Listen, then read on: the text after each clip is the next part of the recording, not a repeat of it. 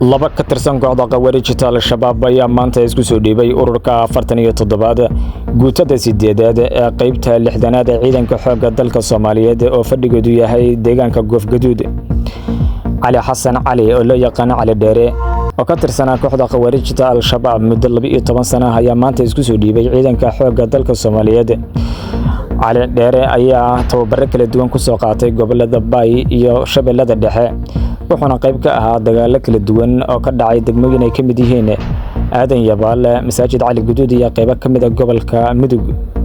sidoo kale waxaa ciidanka xoogga dalka Soomaaliyeed maanta isku soo dhiibay Maxamed Deeq oo ka tirsan kooxda al-shabaab wuxuuna asaguna tababar kala duwan ku soo qaatay deegaanka 20 jiro ee gobolka Bay wuxuuna qawaariijta al-shabaab u qaabilsanaa ururinta waxa ugu yeereen zakawaadka iyo baadda shacabka Soomaaliyeed. si kastaba haatee maalmihii la soo dhaafay waxaa soo tarayay dhaqaaqayaasha ka tirsan kooxda al-shabaab oo isku soo dhiibay ciidanka xoogga dalka Soomaaliyeed kadib markii ay adkaysan waayeen duulamada iyo howlgallada joogtada ah ciidanka xoogga dalka Soomaaliyeed ka wadaan gobolada dalka.